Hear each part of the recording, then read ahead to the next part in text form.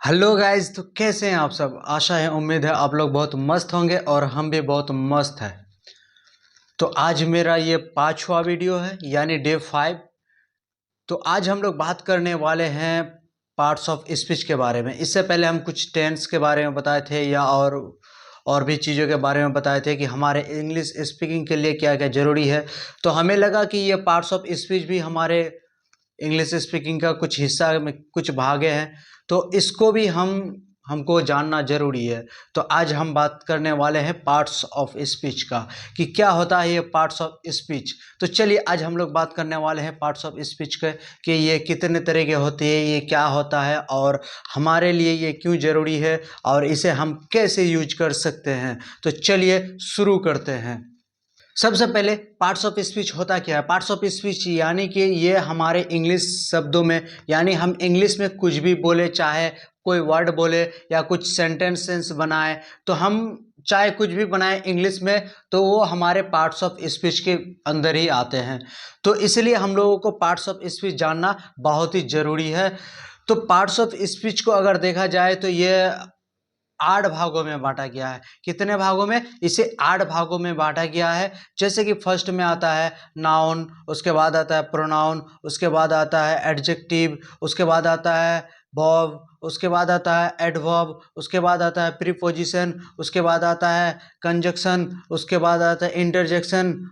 तो ये 8 भागों में बांटा गया है। अब देखने वाले हैं हम लोग कि किसको कहाँ पे यूज कर सकते हैं। तो सबसे पहले नाउन। नाउन को हम लोग कहाँ यूज कर सकते हैं? नाउन का मतलब होता है कि ये नेमिंग वर्ड है, यानी कि आप कुछ भी दुनिया में जो भी नाम आता है ये नाउन में आएगा। जैसे कि राम श्याम एंड गाड़ी घोड़ा, और उसके बाद लड़का लड़की, मतलब कुछ भी जैसे कि नाम आए ना, तो वो नाउन के अंदर ही आता है। ताजमहल, घोड़ा, बकरी, जितने सारे आते हैं सारा वो क्या है, नेमिंग के नाउन के बीच में आएगा।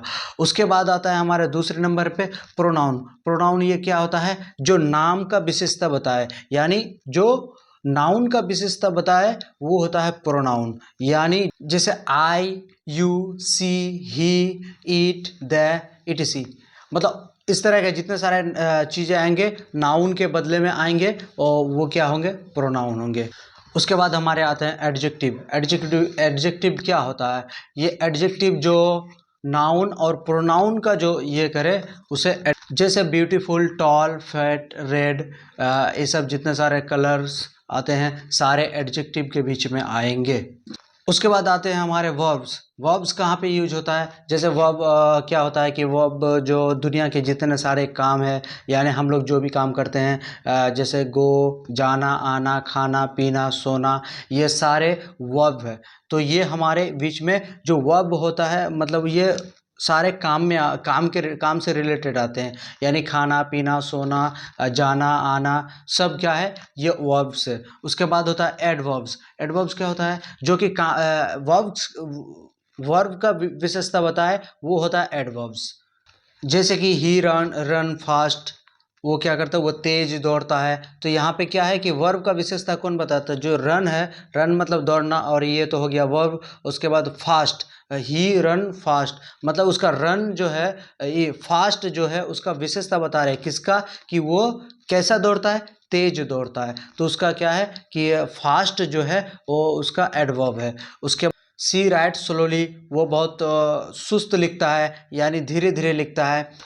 उसके बाद आता है प्रीपोजिशन। प्रीपोजिशन जो कि है जैसे कि एक एक जो नाउन और प्रोनाउन को दूसरे नाउन और प्रोनाउन को एक साथ में जो जोड़े, उसी को हम बोलते हैं प्रीपोजिशन। प्रीपोजिशन का मतलब ही है कि प्री मतलब पहले और पोजीशन मतलब जगह, दोनों को जो हमारे साथ में कंबाइन करे उसे ही प्रीपोजिशन कहते हैं। जिसमें ये आता है इन, ऑन, एट, पर, विथ, उसके बाद एटीसी। उसके बाद आता है कंजक्शन। कंजक्शन जो कि है वो एक दूसरे वर्ड को जोड़ते हैं, यानी जैसे एंड हो गया, उसके बाद और, बिकॉज, etc।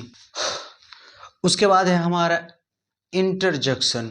इंटरजेक्शन जो कि इसमें आप जिसमें देखते हैं कि जिसमें जॉय होता है यानी खुशी होता है, या तो फिर किसी का दुख, इसको शेयर करने के लिए ये हमारा का उपयोग किया जाता है। जैसे कि we have on the match, यानी हम लोग मैच जीत चुके हैं। तो इसमें क्या है, एक खुशी है। और उसके बाद और भी ETC ऐसे जो सेंटेंस बनेंगे वो हमारे किस में आएंगे, इंटरजेक्शन में आएंगे।